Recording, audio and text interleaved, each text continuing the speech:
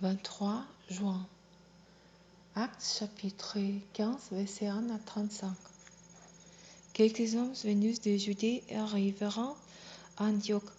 Ils enseignèrent les frères en disant: Si vous ne vous faites pas circoncire comme Moïse l'a prescrit, vous ne vous pas être sauvés.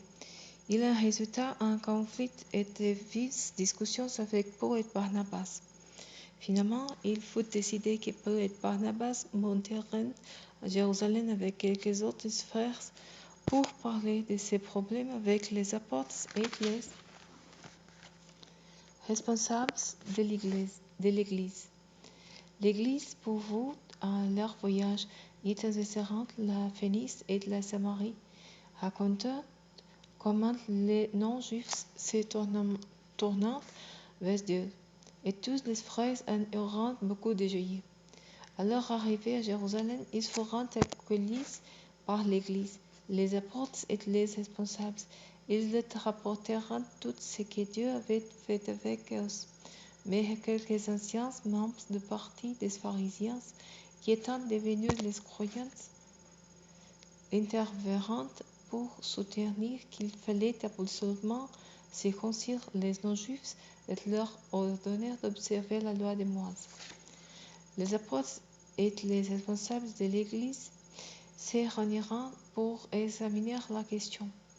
Après une longue discussion, Pierre se leva et leur dit: Mes frères, comme vous le savez, il y a déjà longtemps que Dieu m'a choisi parmi vous pour que j'annonce l'Évangile aux non-juifs, pour qu'ils l'entendent et deviennent croyants.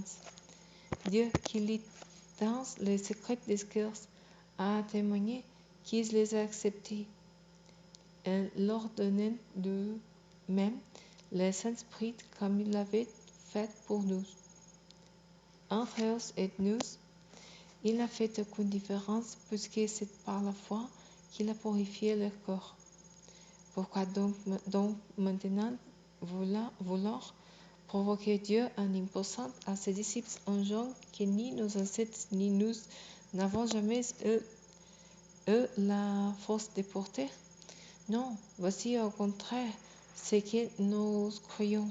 C'est par la grâce du Seigneur Jésus que nous sommes sauvés, nous juifs, de la même manière qu'eux.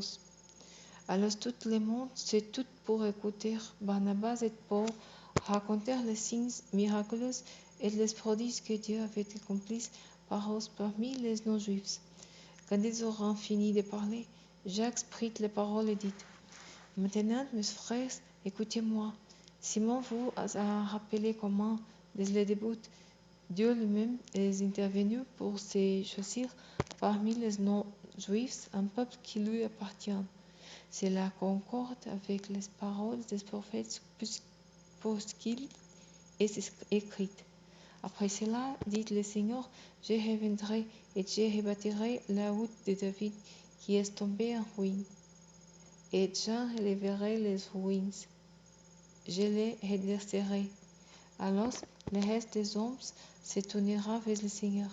Déjà de tous les autres peuples appelés de mon nom, comme à ma possession. Le Seigneur le déclare. Lui qui réalise ces choses qu'il avait préparées de toute éternité. Voici donc ce que je propose, continua Jacques. Ne créons pas des difficultés aux non-juifs qui se convertissent à Dieu et qui vendent simplement de ne pas manger des viandes provenant des sacrifices offerts aux idoles, de se garder de toute inconduite sexuelle et de consommer ni viande d'animaux étouffés ni sang. En effet, depuis les temps anciens, il y a dans chaque ville des prédicateurs qui enseignent la loi de Moïse, et chaque sabbat, on la lit dans les synagogues. Alors les apôtres, les responsables, avec toute l'Église, décidèrent de choisir parmi eux délégués et de les envoyer à Antioche avec Paul et Barnabas. Ils choisirent donc Jude, surnommé Barsabas, et Silas, tous deux jouissant d'une grande estime parmi les frères. Voici la lettre qu'ils leur émirent. Les apôtres et les responsables de l'Église adressant leurs salutations aux frères d'origine païenne qui habitent Antioche, la Syrie et la Cilicie. Nous avons appris que certains frères venus de chez nous ont jeté les troupes parmi vous et vous ont désorienté pour leurs paroles. Or, ils n'avaient reçu aucun mandat de notre part. C'est pourquoi nous avons décidé à l'unanimité de choisir les délégués et de vous les envoyer avec nos chers frères Barnabas et Paul, qui ont risqué leur vie pour la cause de notre Seigneur Jésus-Christ. Nous vous envoyons donc Jude et Silas, qui vous confirmeront de six voix ce que nous vous écrivons. Car il nous a semblé bon en Saint-Esprit et à nous-mêmes de ne pas vous imposer d'autres obligations que celles qui sont strictement nécessaires. Ne consommez pas des viandes provenant des sacrifices aux idoles, du sang des animaux étouffés, et gardez-vous de toute inconduite sexuelle. Si vous évitez tout cela, vous agirez bien. Réserve nos salutations les plus fraternelles. On laissa partir les délégués et ils se rendirent à Antioche. Ils réuniront l'ensemble des croyants et leur remirent la lettre.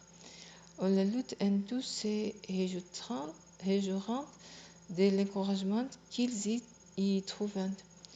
Comme Jude et Silas étaient eux-mêmes prophètes, ils parlèrent longuement aux frères pour les encourager et les affermir dans la foi. Ils restèrent là un certain temps, puis les frères leur souhaitèrent bon voyage et les laissèrent retourner auprès des ceux qui les avaient envoyés. Silas cependant trouva bon de rester à Antioche, de sorte que Jude entra sur Jérusalem. Paul et Barnabas restèrent à Antioche, continuant avec beaucoup d'autres enseignants et annoncer la parole du Seigneur.